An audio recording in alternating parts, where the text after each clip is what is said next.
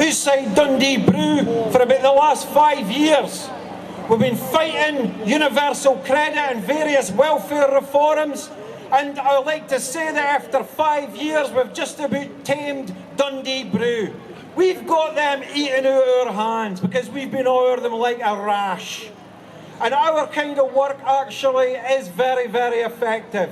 We're a frontline advocacy groups. We get in the faces of the DWP, and we've been on the front line of the struggle for Scottish independence. Because if you cannot defend the most vulnerable people in Scotland, then there is no point in actually having an independence struggle. So it's my great privilege and pleasure to invite up to the stage Duncan, supporting and an organiser for Scottish Unemployed Workers Network in Dundee. Thank you, Tony. I'll keep it short and I will keep it sweet because you've done very well hanging around to this part of the event, and I'm very appreciative of that. What do we want? When do we want it? What do we want? When do we want it? Actually, no. Try 312 years ago. Abolish 1707. Aye.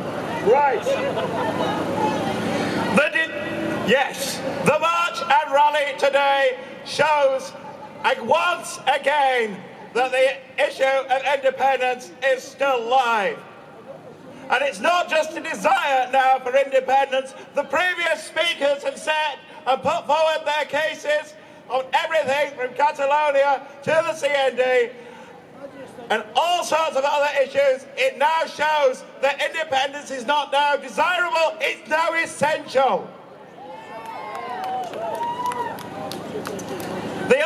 I come from the organisation called the Scottish Unemployed Workers Network.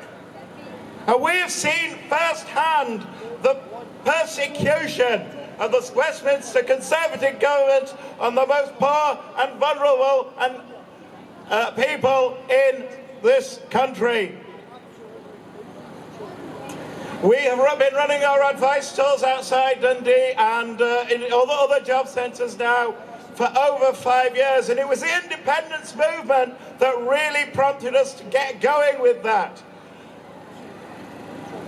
We have seen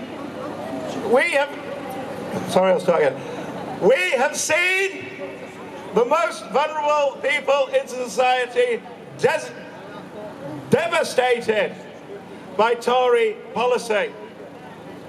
We have got people through the horrors of the universal credit system. And we have seen results. As Tony said, we have seen Dundee Brew now eating out of our hands. We have seen that another Scotland is possible. But more than that, the fight continues. Because the fight has to continue. And the frontline advocacy work we in the SUWN have been doing have seen results. We've accompanied people into disability assessments. The other week I took a gentleman in and he was just glad that somebody was on his side. But the work continues. There is another way.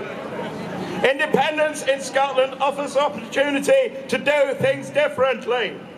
We are told that the devolved Scottish social system will be kinder, more considerate, but this is not enough. The system will still be subject to Westminster and it will still be subject to the Tory government. And so, independence offers us a way out.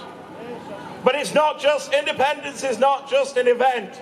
If we hoist down the Union Jack and hoist up the Saltire, that's only one thing.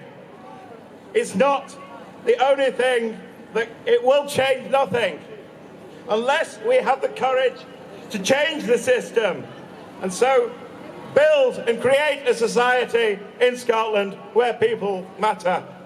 The opportunities of independence must be seized.